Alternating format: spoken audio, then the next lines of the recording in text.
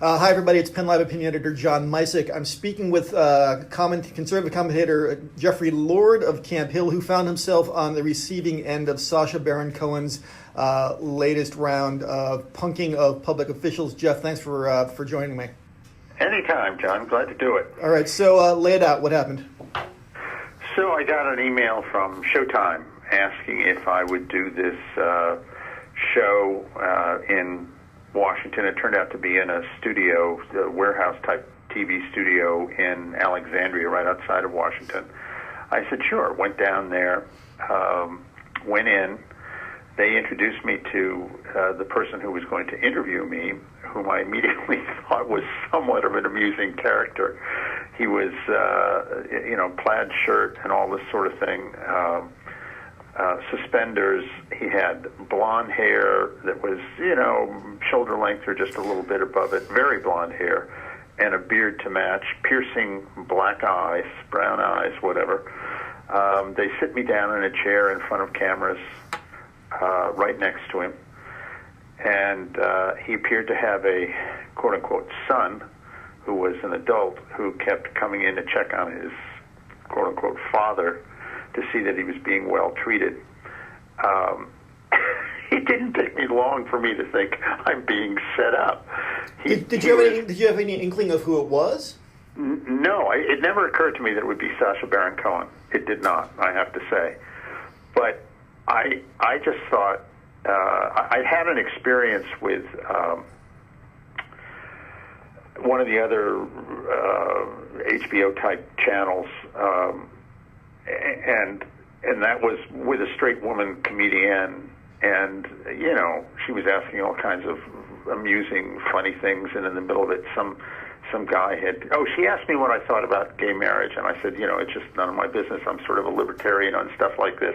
So what did he start asking you? When did it start dawning on you that it was a setup? He starts railing about the media, and he's questioning everything in the room, the lights, the cameras.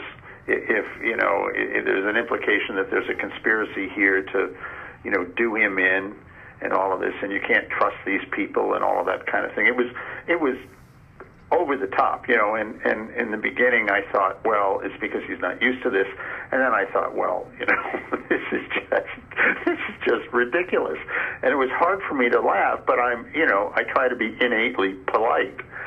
And he's going on. At one point, he says, they say it was something about Donald Trump and prostitutes, and he shows me a picture of Trump with a quote unquote prostitute, and he says they say he's into young girls. What do you think of this?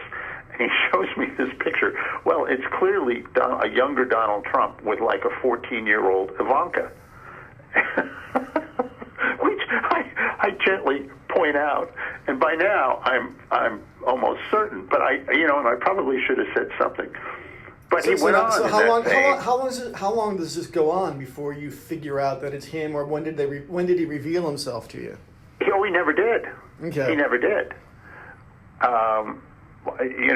Somebody came in finally after, I don't know, a half hour or 20 minutes or whatever it was, or maybe longer, and and said, okay, that's it, and thanked me. I shook hands with the guy, and then I walked outside with the Showtime people and literally burst out laughing, as did they. I just thought it was hilarious.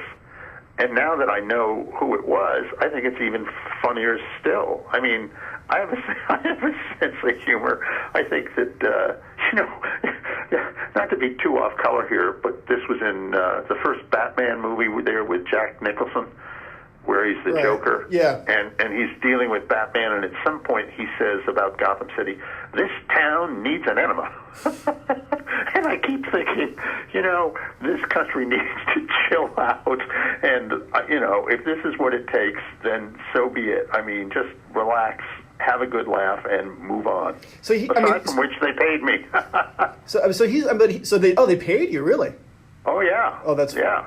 So he's taken in a number of conservative media figures. The show's getting a fair amount of buzz. What do you think it says about where we're at right now?